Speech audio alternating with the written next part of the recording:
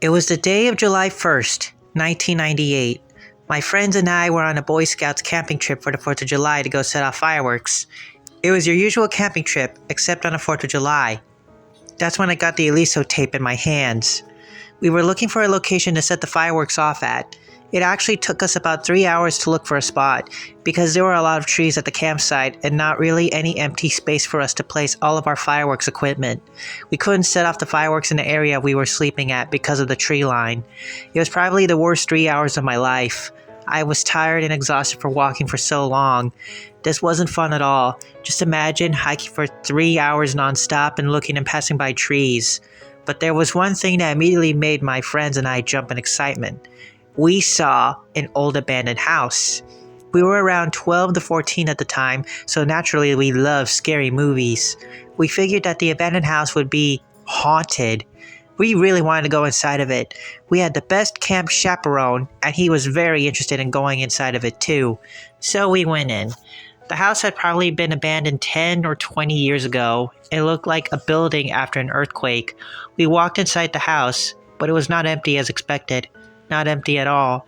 It looked as if people had evacuated it and left all their old belongings behind. There were toys on the ground and food in the pantry and a no longer functional refrigerator. That sounds kind of disgusting, but as a 12-year-old boy, I thought it was awesome. But I do think this was pretty scary. In our group, I was always the last one to walk inside the rooms of the house, but I did not do that when we were entering the attic of the house. The attic was probably the scariest looking part too.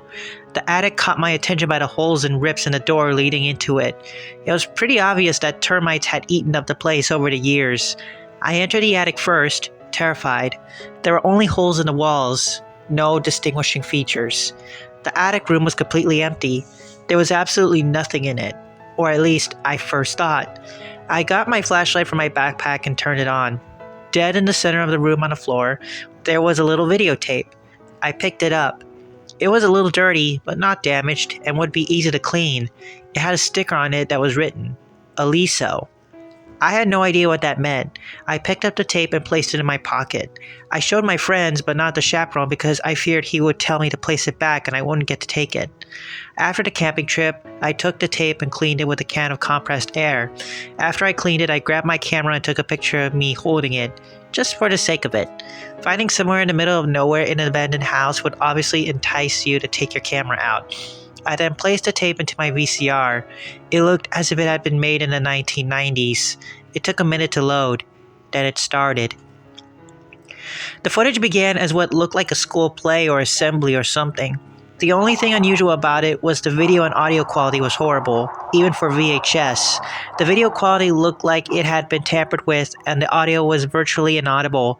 I couldn't understand a word anyone was saying. There was obviously something wrong with the camera. The clip would violently twitch to other scenes of the play.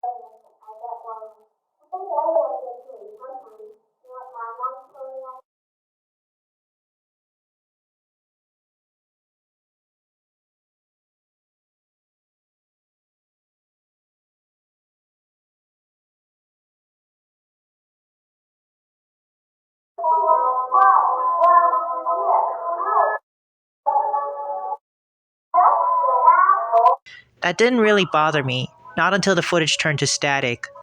The footage next went to another clip with worse quality than the other clip, but this part wasn't related to the previous one. I couldn't really tell where it was. All I could hear was what sounded like laughing in the background of the video, and evil laughing.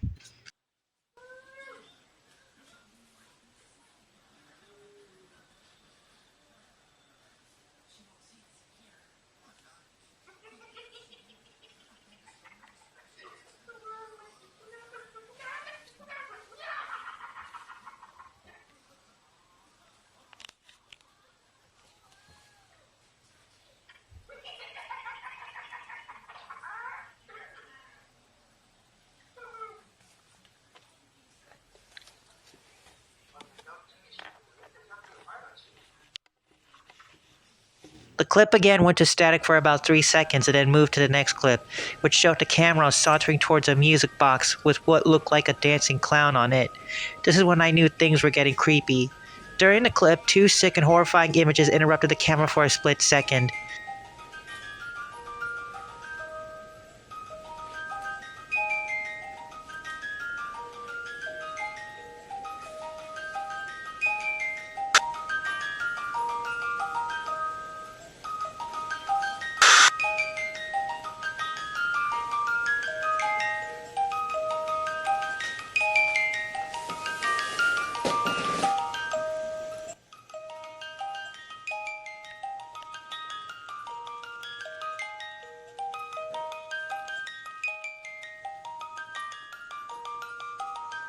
It then showed a whole marathon of disturbing pictures that went on for about 2 seconds. It also showed a 1 second long video that still scares me until this day.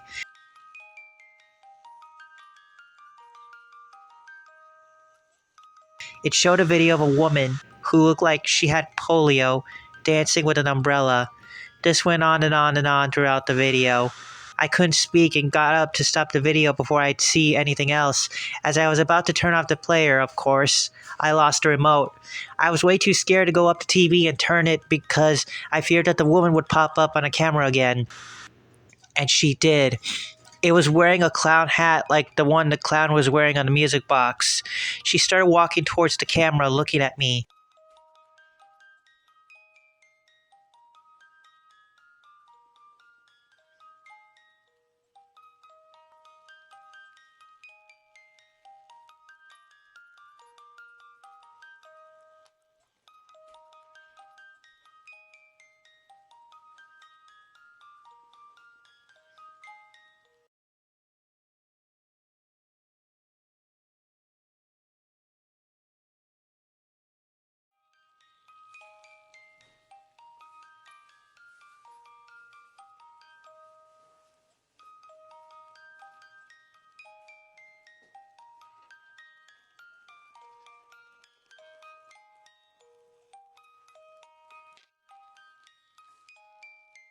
That's when the video ended. Then I took the tape out as fast as I could and shoved it into a safe that I never used. I placed this safe in my garage in the back with all my family's random junk. 9 years and several therapy sessions later, possibly unrelated, but who knows? I found my brother messing with the tape. I asked him how he found it and how he got in my safe.